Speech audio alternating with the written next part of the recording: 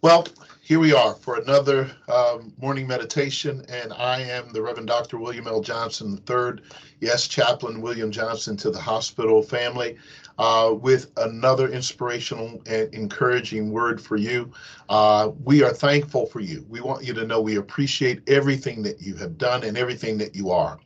We are just a week away from Thanksgiving. Many of us have taken time with family. We've had some moments to remember loved ones who have gone on and left us, maybe moved away, yet others may have transitioned from this life to the next.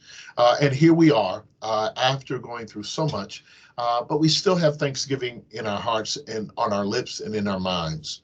And we're thankful because we have each other. Here we are with these words of encouragement, these words of inspiration, and to remind each one of us that we are loved, we are appreciated, and we are irreplaceable. That's a fact. And so I hope that you hold on to those words for yourself. Look yourself in the mirror and say to yourself, if no one else says it to you, you are loved, you are appreciated, and you are irreplaceable. If by no one else and from no one else, I want you to know I love you. I want you to know I appreciate you. And I believe that you are one of a kind, irreplaceable in the world. And not only I, but the one who created you believes that about you.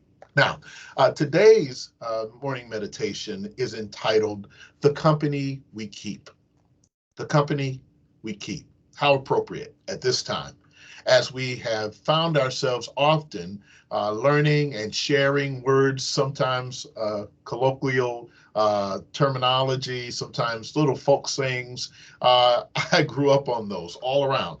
Family members, uncles, church members, always having something to say that imparts some degree of wisdom if you pay attention and listen long enough.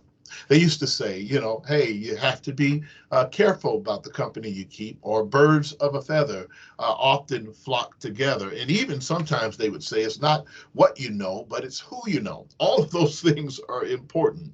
And so that we are known by the company we keep.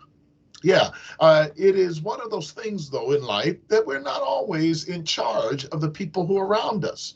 We're not always in charge of who our families will be and what they do and what choices they make.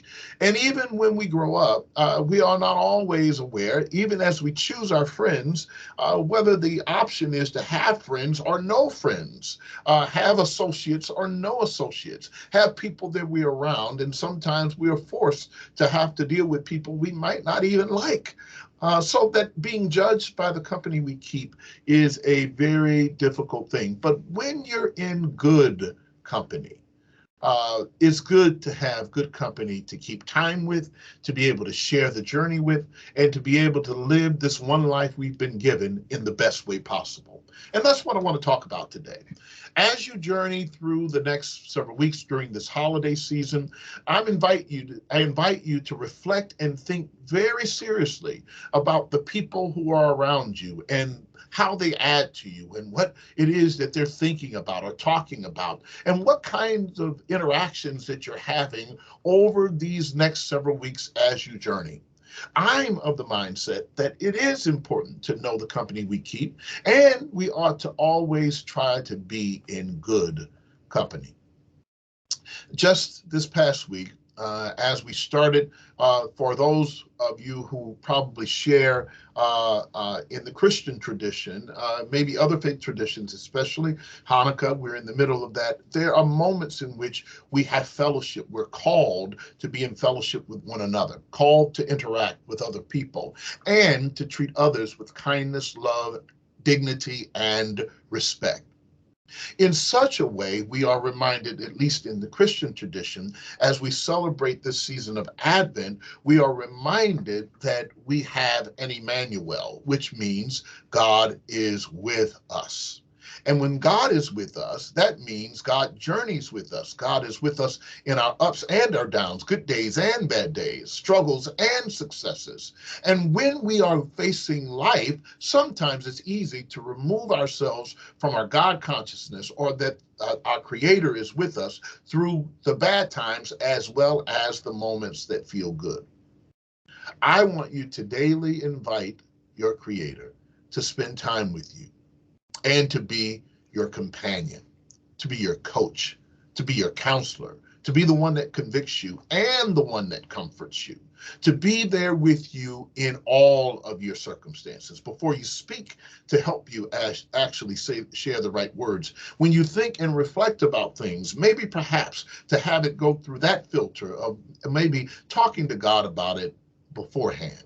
All these things are what I try to practice in my faith tradition, but whatever your faith tradition or whatever your background is, it is important to know that you don't have to do these things alone, but you are in good company.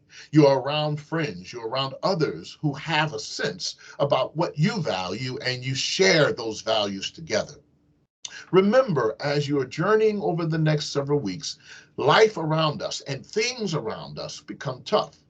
And I've learned that what we share, what those we are around, the things that we trust, and the things we put stock in have a great effect on how we live our lives and how happy we will be as we do so.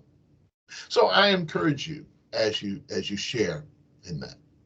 There's a story about these friends as they were journeying together. Each of them found themselves at the bank of a river, having to cross to the other side. And they had no boat, and they had no raft, and they had no vehicle to take them to the other side. And they needed to get there right away.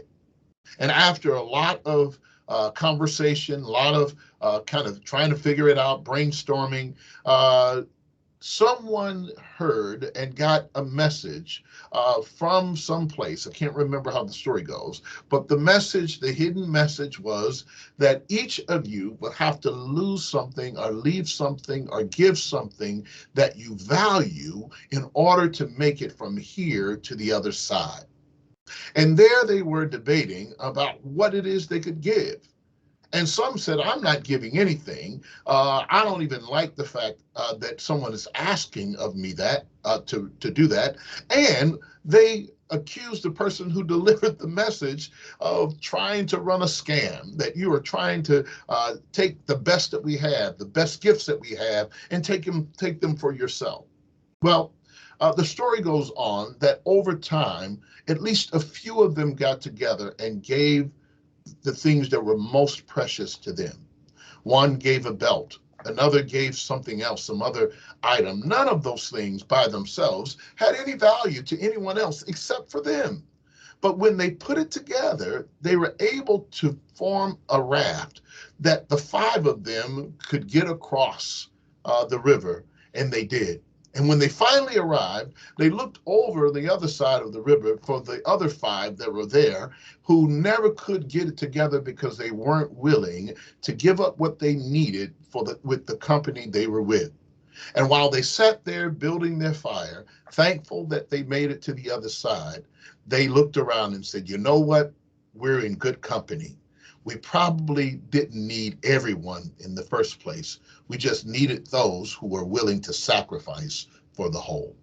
Well, I want to encourage you to find people like-minded who are willing to give even those things that are precious to them for the whole, and that they could trust that as they do so, others are sacrificing just the same. Maybe that sacrifice may be time. Maybe it may be conversation. Maybe it may be sharing your love or your deepest secrets or something important to you in order to make room for someone else to be able to share what it is that's important to them. But whatever it is, I want you to know it's the company that you keep that makes the difference. So keep good company. And when you're having your gatherings with good company, don't forget to send out one extra invitation. Invite your creator to show up as well. You might discover it's the best party that you've ever had. Yep, that's it.